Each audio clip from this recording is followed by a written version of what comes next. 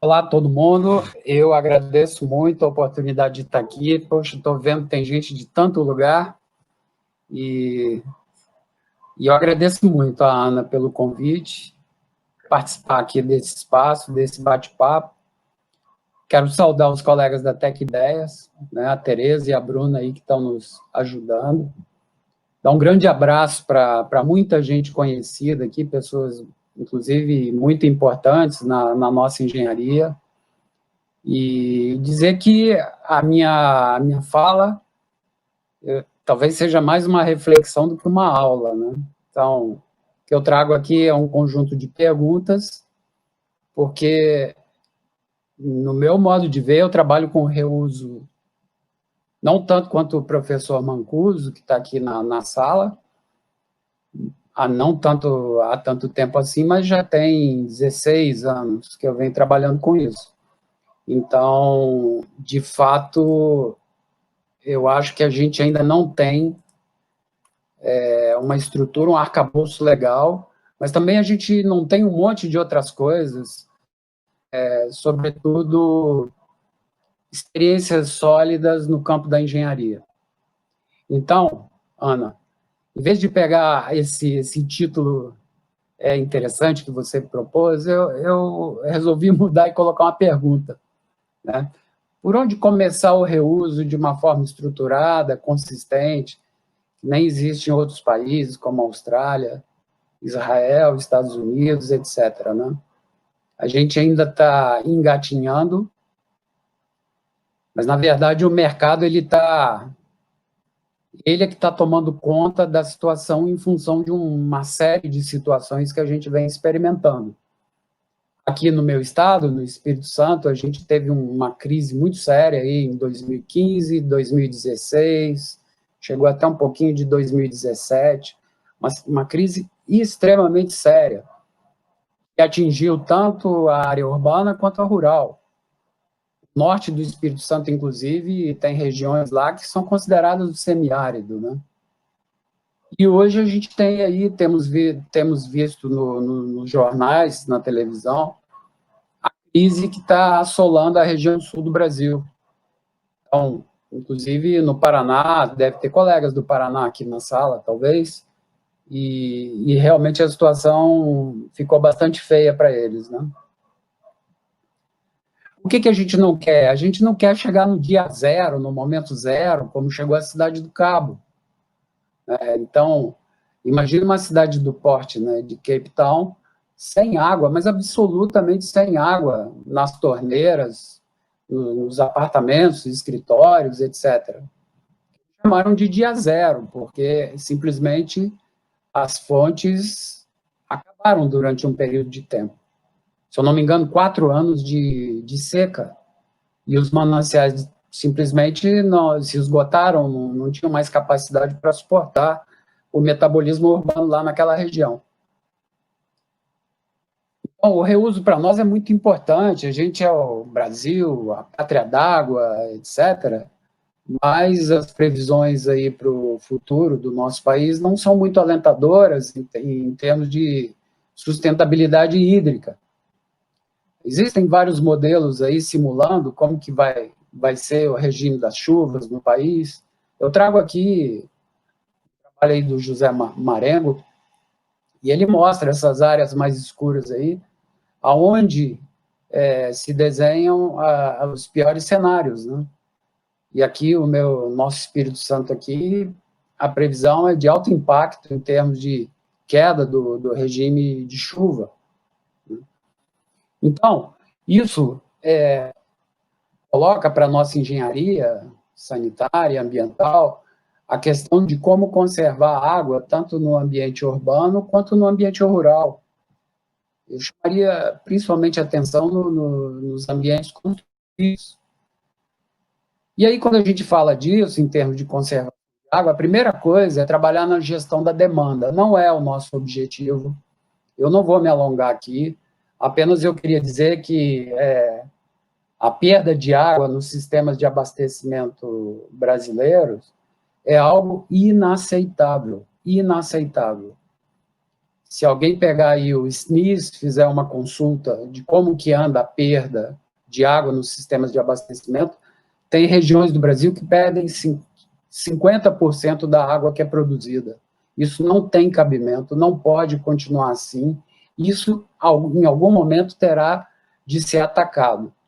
Eu sei que os colegas da ANA, eu vi aqui alguns colegas da Agência Nacional de Águas participando aqui da nossa conversa, algumas secretarias estaduais de recursos hídricos, companhias de empresas de saneamento, isso precisa ser atacado.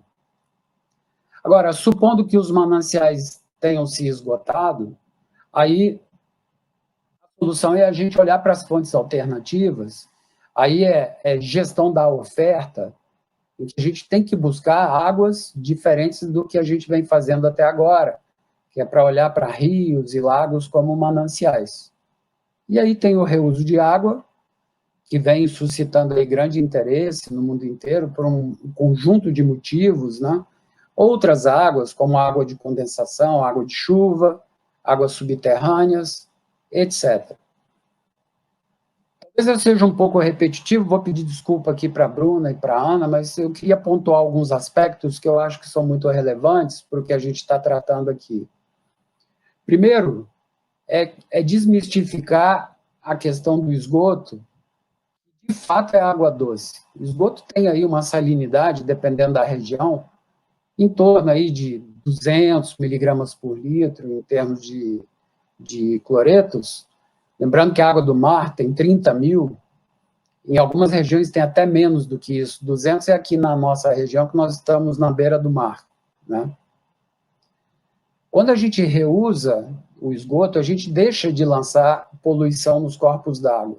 E, por isso, o reuso ele tem que entrar como uma diretriz na política de gestão integrada de recursos hídricos, o que não é feito no nosso país. A Shayla, que está participando aqui da nossa sala, aqui, dessa conversa, ela trabalha num plano de gerenciamento de recursos hídricos aqui no Espírito Santo. E o reuso não integra esse plano de gestão de recursos hídricos aqui.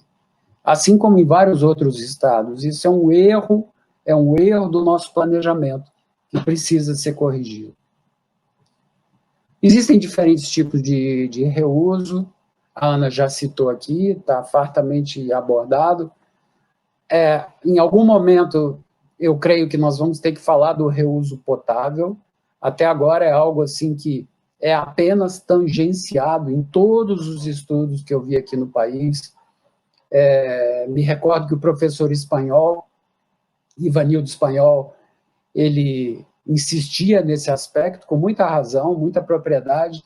Em algum momento isso vai ter que ser abordado e existe engenharia para isso. Óbvio, já em outras regiões do planeta isso já é feito e em algumas circunstâncias muito específicas do Brasil isso de fato será uma necessidade. Quando a gente fala de reuso, temos que enfocar o urbano e o agrícola, são várias alternativas de reuso restrito e irrestrito. O irrestrito é geralmente quando o ser humano pode acessar a área onde houve o reuso, ou pode utilizar os produtos que foram cultivados com a água de reuso, sem a necessidade, por exemplo, de cocção.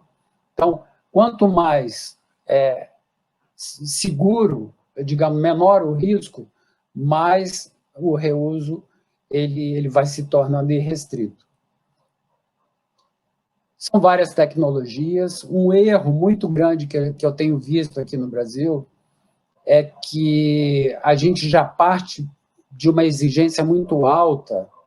Então, quando a gente pensa em reuso, é importante a gente adequar as tecnologias de tratamento ao uso planejado. Isso foi dito pela Ana aqui. O importante é a qualidade da água, ela tem que estar compatível com o uso. Isso quer dizer o seguinte: em algumas situações, é factível a gente utilizar uma tecnologia simples, como, por exemplo, lagoas de estabilização. Em outros casos, não, a gente vai ter que usar tecnologia mais sofisticada para produzir uma água com um reuso, com uma qualidade superior. Essa tabela aqui ela foi produzida pelo Adriano Van Handel, professor lá da Federal de Campina Grande. Mando, através do Valderi, mando um grande abraço para o Adriano. Observem o seguinte, os diferentes usos aqui, irrigação, indústria, reuso indireto, e observem o nível de exigência para a indústria. Se a gente for tratar uma água residuária para utilizar numa caldeira, por exemplo, ou numa torre de resfriamento, o padrão de qualidade é altíssimo. E isso tem a ver com o uso do equipamento. Então, a gente tem que evitar incrustações, em alguns casos tem que evitar a corrosão dos equipamentos. Então, a gente tem que usar tecnologia altamente sofisticada para poder produzir essa água. Por outro lado, se a gente for usar na irrigação, é muito importante a gente preservar os nutrientes. Se a gente quiser praticar fertirrigação, eu preciso de nitrogênio, eu preciso de fósforo. Então, não faz sentido a gente utilizar uma tecnologia que remova nutrientes para depois utilizar essa água na agricultura. Então, são diferentes opções, o leque de alternativas é muito grande e a gente tem que ter critério na hora de selecionar a solução de engenharia que vai produzir água de reuso. Então, essa tabela aqui, ela apresenta o que a gente consegue com os sistemas de tratamento mais comuns que a gente utiliza aqui no Brasil. Então, tem o esgoto bruto, um tratamento primário, anaeróbio, facultativo, a lagoa facultativa, tratamento secundário, que seria lodos ativados ou sistemas equivalentes, filtros percoladores, biodiscos. E, por último, a filtração terciária. Dependendo do que a gente quiser fazer, a gente vai poder utilizar, por exemplo, lagoas. Agora, se quiser ir a níveis bem estritos do ponto de vista de qualidade, a gente vai ter que ir até uma filtração terciária, e observem, só a filtração terciária não resolve a questão dos patógenos, a gente vai precisar desinfetar isso. Eu estou falando coisas talvez muito óbvias, mas eu estou tentando conectar as exigências de qualidade com as soluções de engenharia, que é um erro muito comum aqui no Brasil, a gente já partir de níveis de exigência, de padrões de qualidade de efluente muito elevados, que não faz sentido. Bom, outro aspecto, ainda que a questão da engenharia, eu comparo aqui um tratamento secundário com desinfecção, e aí, em termos de DBO, turbidez e colimetria, né, termotolerante, comparo com tratamento secundário, seguido de filtração em areia, filtração profunda em leitos de areia e desinfecção. E, por último, com um tratamento com microfiltração, uso de peneiras e osmose reversa. Os padrões de qualidade são muito diferentes, obviamente. Quando a gente vai para a osmose reversa, a gente tem um efluente tratado com uma qualidade muito superior. Entretanto, o custo é muito elevado para esse tipo de solução. E a pergunta é, será que para a gente irrigar, por exemplo, uma cultura do café, que é o caso aqui do Espírito Santo, em que o fruto normalmente não toca o solo, eu preciso utilizar uma engenharia tão sofisticada assim? Obviamente não. Então, aí é que está, eu diria, o ponto mais importante quando a gente vai desenhar uma solução de reuso. Outro ponto que eu queria abordar aqui, e eu acho que aqui está o ponto central das minhas questões pessoais com relação ao reuso, é o fato de que o reuso, como eu falei, ele tem que ser considerado uma ferramenta essencial dentro dos planos de gerenciamento de recursos hídricos regionais e até, eu diria, a nível do país. E isso, infelizmente, não acontece. A nossa legislação, eu diria, em todas as instâncias, é extremamente ineficiente. E quem trabalha com recursos hídricos sabe da importância de integrar as escalas regionais. Então, a escala macro é a escala da bacia hidrográfica, a escala meso é a escala da cidade, aí a gente fala dos sistemas urbanos de saneamento, seria o ciclo urbano da água. E a escala micro são as edificações. As soluções, elas precisam ser interconectadas. Então, se eu quero pensar numa solução para a bacia hidrográfica, eu não posso esquecer da cidade. E, obviamente, a cidade é composta por edificações que não podem ser esquecidas. Se nós tivermos edificações eficientes no uso da água, a gente vai propagar isso para as escalas maiores, superiores, né? Isso é válido para a energia, é válido para a reciclagem de nutrientes. Lembrando que um ambiente construído precisa de segurança hídrica, de segurança energética e de segurança alimentar, sem o que não há ambiente construído, ele não é sustentável. E aí, eu trago nessa comparação aqui, o que o reuso é relevante quando a gente olha para a escala meso e para micro. Bom, eu chamei de EPAR, eu não quis chamar de estação de tratamento de esgoto, chamei estação de produção de água de reuso, EPAR. Tá? Se eu olho para uma cidade, pego uma estação de tratamento de esgoto, transformo ela numa EPAR, eu vou ter uma vantagem, que é uma solução centralizada, que me facilita o controle e a fiscalização da produção dessa água de reuso. No entanto, geralmente a gente tem a estação de esgoto longe da cidade. E aí eu tenho a produção da água de reuso longe da área de demanda, onde essa água vai ser consumida. As estações de reuso centralizadas, elas têm um enfoque muito grande para as empresas de saneamento, porque se a gente transforma uma ET numa EPAR, isso é um ativo para a empresa de saneamento, óbvio. No entanto, é necessário um volume de investimento considerável, a gente vai ver isso um pouco para frente, para a gente poder transformar uma estação de grande porte, uma ET, numa EPAR. Por outro lado, se a gente olha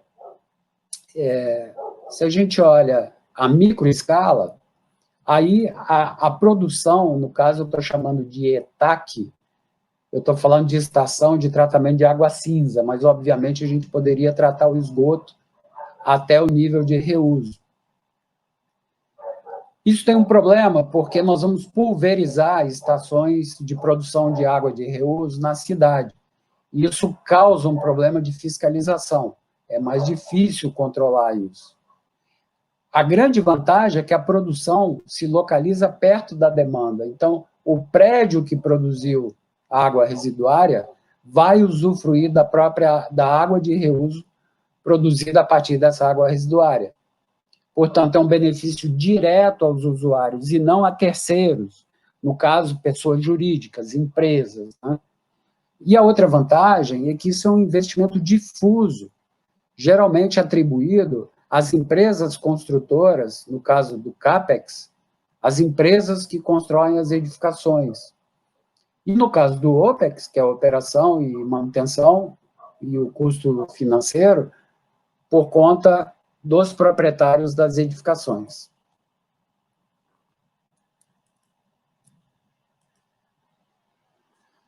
Então, só resumindo aqui, a escala meso, quando a gente fala de reuso, isso tem um grande interesse para as empresas de saneamento. A escala micro tem um grande interesse para os usuários dos imóveis. O reuso na escala micro, ele aporta benefícios, payback, melhoria de fluxo de caixa, etc., para a empresa de saneamento, mas não para o usuário na escala micro. Não para mim, não para você que vai usar essa água de reuso na sua casa. Porque se você for usar 1 metro cúbico de água de reuso, que venha de uma rede coletiva, a empresa de saneamento vai vender esse metro cúbico para você. E esse metro cúbico, em geral, é caro. Quem está vendendo no Brasil tem um custo, com frequência, mais alto do que o custo da água potável. Então, é isso. De uma maneira geral, a escala meso interessa à empresa de saneamento. Isso tem um olhar amplo sobre a cidade. A gente tem que coletar o esgoto de todo mundo que está aí nessa imagem, levar isso para uma estação de tratamento, tratar e depois dar um uso. Olhem como é complicada essa situação no nosso país. Aqui, eu mostro a imagem de um bairro aqui de Vitória, chamado Jardim Camburi. Aliás, é o lugar hoje onde tem mais incidência da Covid-19 aqui, infelizmente. O esgoto ele é coletado, ele tem existe uma estação elevatória aqui nesse ponto aqui que bombeia o esgoto para uma estação de tratamento de esgoto. Essa estação ela não funciona muito bem, mas imaginemos que ela fosse uma estação capaz de produzir uma ótima água de reuso. Se eu quisesse utilizar essa água de reuso na mesma área urbana que produziu esse esgoto, o que eu precisaria? De uma rede dupla. Eu precisaria devolver esse esgoto tratado e transformado em água de reuso para a própria área urbana. E isso custa caríssimo. Eu não estou falando nem da solução de tratamento em si. Muito mais cara é a rede dupla, que vai distribuir essa água de reuso para a região urbana. Por isso que na escala meso só faz sentido a gente raciocinar com soluções de reuso, e aqui é o mesmo bairro, ali no meio daquela bola ali, a mesma estação de tratamento, só faz sentido se a gente tem alternativas de fornecimento de água de reuso para outros usos que não o uso residencial. Então, aqui no caso, estrategicamente, a gente tem uma siderúrgica ArcelorMittal, tem a Vale, porto aqui de Tubarão, e esse slide é muito antigo, esse slide é de 2010, a gente estudava aqui o que fazer com o esgoto da região, e na época tinha um projeto de uma termoelétrica que acabou não ocorrendo. Esse é o caso da Aquapolo, né? Então, esse empreendimento lá em São Paulo, que aproveita o esgoto de uma grande estação de tratamento de esgoto e faz o tratamento terciário num padrão de excelente nível de qualidade, utilizando aí tecnologia de ponta, né? No caso aí membranas de ultrafiltração, desinfecção e ainda em cima disso entra com uma osmose reversa, né? Isso aí tem um consumo de energia altíssimo, né? Muito maior do que eu coloquei aqui, de meio a 1 kWh por metro cúbico. Só a osmose reversa, hoje em dia, consome em torno de 3 kWh por metro cúbico, ou até mais. Então, a gente troca água por energia em soluções muito intensivas em termos de consumo. E aí, isso vai ter, ao final,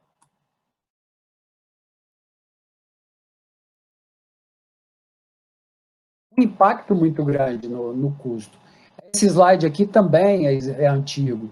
Na época, estimava-se um custo da ordem de R$ 7,00 o metro cúbico de água produzida.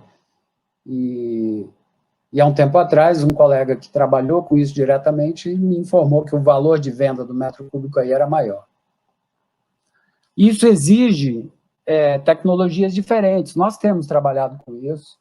Alguns já devem ter ouvido falar na deionização capacitiva, tecnologia emergente, compete aí com a osmose reversa e tem um consumo de energia muito menor.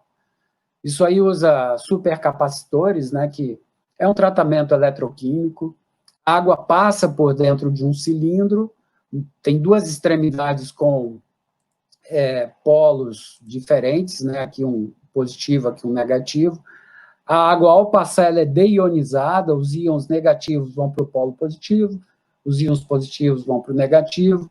Com o tempo, quando os polos se saturam, para o tratamento e inverte a polaridade, esses íons são devolvidos para a parte interna do cilindro e são descarregados. Então, portanto, é um tratamento em batelada e tem uma eficiência interessante. A gente tem trabalhado com isso aqui num pool de empresas e instituições, né, para o desenvolvimento e aplicação desse novo tipo de tecnologia. Temos aí a participação da Água Leve, que é um grupo, uma subsidiária do grupo Forte Leve, tem essa empresa americana Atlantis, que desenvolveu a tecnologia, e a gente tem testado isso numa estação aqui em Vila Velha, é uma estação para 600 litros por segundo, é operada pela Vila Velha Ambiental, que é uma subsidiária do grupo AEGEA, numa PPP com a CESAM, que é a empresa de saneamento aqui do estado, né? E, bom, aqui está o RDI, que é o sistema de deionização capacitiva, nossa instalação. E aqui os resultados, observem essa linha laranja, nós estamos fazendo vários testes, né? E no caso aqui, um padrão de condutividade, que é a dessalinização, bastante interessante, a um consumo de energia muito inferior ao que é obtido utilizando a osmose reversa. Então, só enfatizando isso, a escala MES ela é interessante, mas ela é interessante para, eu diria, pessoas jurídicas, não pessoa física propriamente dita. A grande vantagem, quando a gente pensa no cidadão, é que ao praticar o reuso em grande escala, num sistema centralizado, a gente vai aliviar a captação de água nos corpos d'água. Então, se a gente estiver num ambiente de estresse hídrico, no momento de estresse hídrico, obviamente um sistema de reuso de larga escala ele vai ser amplamente vantajoso. Agora, na pequena escala, na micro, é muito importante a gente olhar para a edificação. E aí, a norma brasileira, a nova norma brasileira, que a Ana citou, ela já prevê um sistema hidrossanitário que nós temos chamados aqui de edifícios flex. Por que flex? Até anterior a essa norma, as edificações só podiam trabalhar com água potável. Então, tinha lá uma alimentação de água potável, todo o sistema hidrossanitário alimentado com água potável, produzindo esgoto. Com a nova legislação, é possível que esse prédio seja alimentado com água não potável. E aí a gente fala de água cinza, água de chuva, água de condensação, e, obviamente, o uso ele será não potável. Tá? Então, nesse esquema aqui, a gente tem chuveiro, banheiro, máquina de lavar, produzindo água cinza, essa água cinza é tratada e volta para um sistema de reuso aqui, água de reuso, nesse caso para a bacia sanitária, mas poderia ser lavagem de veículos, irrigação de jardim, dentre outros usos. Na Alemanha, por exemplo, e em outros lugares do mundo, é autorizado lavar roupa com essa água de reuso. No Brasil, ainda não. Nós temos feito isso em muitos lugares. Esse edifício aqui, acho que foi o primeiro que a gente fez, em 2006. Observem aqui, em azul escuro, a produção de água cinza, bruta na edificação, e em azul claro, que a gente consegue tratar e reutilizar na própria edificação. Sobra água cinza, porque os usos são restritos. A gente não pode usar, como, por exemplo, eu falei, para lavar a roupa. Então, eu posso utilizar nessa edificação basicamente para descarga sanitária e para irrigação de jardim. E isso tem gerado, isso aqui é desde 2000 se eu não me engano, 2008, 2009 aqui está a Valentina. Então, 2008 foi quando a gente fez esse registro, está aí na série histórica, que absurdo. Uma economia de água variando entre 25% e 30% nessa edificação. Outro exemplo na escala micro é o Shopping Vila Velha. Nós temos outros empreendimentos que a gente vem trabalhando aqui. Eu não vou detalhar esse fluxograma, que é bem complexo, apenas eu vou mostrar para vocês o seguinte. Essa edificação consumiu aqui 111 mil metros cúbicos por ano, aproximadamente, água potável. E ainda recebeu uma carga importante, a metade desse volume de água potável, como água de chuva. Observem que toda a água de chuva ela vai para a drenagem, não tem uso nenhum na edificação, o que não faz o menor sentido. E outra coisa, 30% aproximadamente da água potável vai para a torre de resfriamento, que é um uso não potável. Então, a primeira pergunta é a seguinte: por que não aproveitar essa água de chuva e usar para a torre de resfriamento? E por que não pegar água cinza, por exemplo, e utilizar para descarga sanitária? Então, é um olhar diferente para a edificação, e isso pressupõe o reuso com qualidade, uma água compatível com o uso. Dentro dessa lógica, a gente já fez várias edificações. Esse aqui é a Universidade da Petrobras, no centro do Rio, um sistema aí com um nível de automação interessante, que é uma exigência da empresa, então, um controle de qualidade automatizado aí da qualidade da água. Aqui é a sede da Petrobras, aqui em Vitória, também, acho que foi a primeira grande edificação que a gente fez, por volta de 2006. O sistema já se pagou, o investimento foi R$620 mil na época, ele já se pagou há muito tempo. Temos feito edificações de grande porte no Brasil, a sede da Infoglobo, no Rio, sede da Petrobras, em Salvador, vários hotéis, em várias regiões aqui do Brasil. E temos trabalhado também com sistemas de reuso de baixo custo. No caso aqui, os wetlands são capazes de produzir uma água com uma qualidade muito interessante, uma turbidez aí abaixo de 10. Fizemos vários estudos aí para ver a percepção dos usuários, a capacidade de percepção do ponto de vista organoléptico, e verificamos que águas abaixo de 10 unidades de turbidez, o usuário praticamente não vê diferença para 5 ou para 2 unidades de turbidez. Entretanto, a norma brasileira restringe, como falou a Ana, a uma turbidez 5, o que nos obriga, por exemplo, a colocar um filtro de areia após o wetland para poder atingir uma turbidez 5, que é uma pena, porque o usuário não percebe isso.